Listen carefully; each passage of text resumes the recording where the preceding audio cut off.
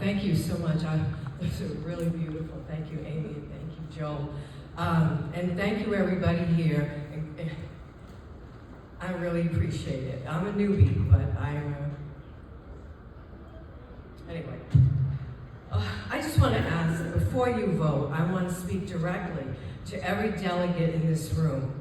Not as a politician, and I'm reading a script, but as a Rhode Islander who has lived a full life and worked hard, and I have come back to the state to fight for it. I have lived here a total of 35 years. The first 20 years as a child, and then moved out of state, and the last 17 years I've been here watching people struggle and try to make ends meet. I want to tell you a little bit about me and where I came from, because I think this matters. Before I ever set foot on a campaign trail, I built a career in the real world.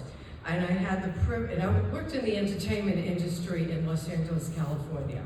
But I also had the privilege of serving as chief of staff and private administrator at the Los Angeles office of Cantor Fitzgerald, which is one of the most iconic global institutions in the world.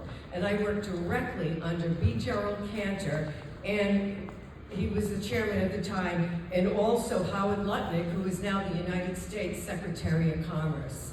And he's under President Trump.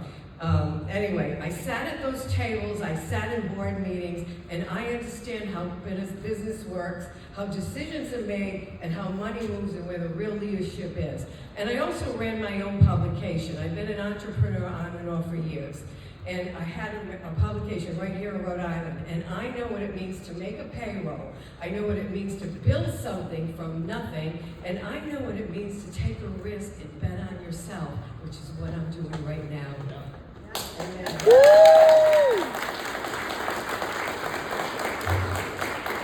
You know, this is the background I bring to this race. It's not a lifetime of collecting a government paycheck, not decades of climbing a political ladder. I have real world experience, I have business acumen, and a deep understanding of what it takes to compete and win. Okay, now let me talk about strategy, because winning this nomination is the only thing you can worry about in November. On the Democratic side, let's be honest, Dan McKee is finished.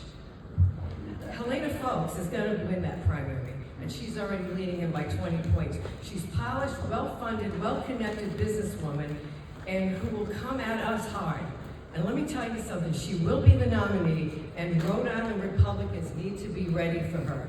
And here's what I know. In order to beat Helena Foulkes, you need a candidate who draws a sharp, unmistakable contrast. You cannot out-moderate a Democrat, okay? You cannot split the difference with the left and expect Republican voters to show up in November. You need a real Republican who will stand for something, someone who gives our voters a reason to come out. That's right. We are one election away from socialism in this state. And I do not want to see this happen. I mean, that's the main reason I even came out.